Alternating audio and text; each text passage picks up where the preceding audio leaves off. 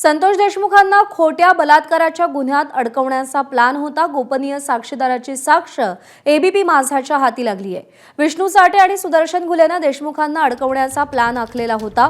गोपनीय साक्षीदार त्या बैठकीमध्ये उपस्थित होता अशी देखील माहिती समोर आलेली आहे।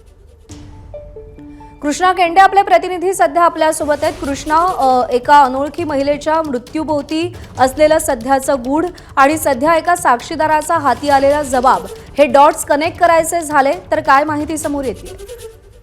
हे डॉट कनेक्ट करायचे झाले तर निश्चित कनेक्ट होऊ शकतात। मात्र सदरील महिला तीच आहे का, हा तपासाचा भाग आहे। मात्र एबीपी माझ्याच्या हाती एक गोपनीय साक्षीदाराची साक्ष आहे, ज्यामध्ये एक बैठक झाली होती। ज्या बैठकीला एक गोपनीय साक्षीदार विष्णू चाटे आणि सुदर्शन घुले हे उपस्थित होते। त्या दिवशीच विष्णू चाटेचा वाढदिवस होता।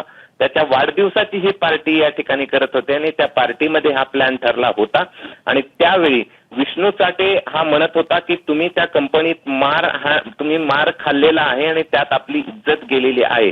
आणि त्यानंतर हा सगळा प्लॅन ठरलेला होता। आणि विष्णू चाटेला सुदर्शन घुले म्हणत होता की मी सरपंचाला उद्या उचलतो आणि त्याच्यावरती खोटा गुन्हा या ठिकाणी दाखल करतो आणि त्याला पूर्णपणे म्हणजे सरपंचांना पूर्णपणे या ठिकाणी अडकवतो, अशा प्रकारचा प्लॅन त्यांनी केलेला होता।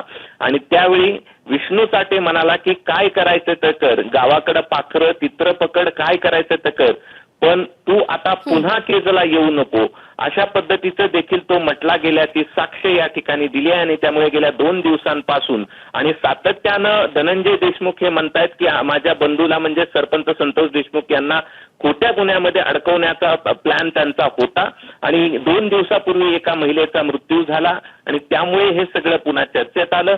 मात्र गोपनीय साक्षीदाराच्या साक्षीनुसार हे ठरलेलं होतं, हा प्लॅन झाला होता की सरपंच संतोष देशमुख यांना खोट्या गुन्ह्यात अडकवायचा। आणि ही साक्ष आता एबीपी माझ्याच्या हाती आहे। प्रज्ञा।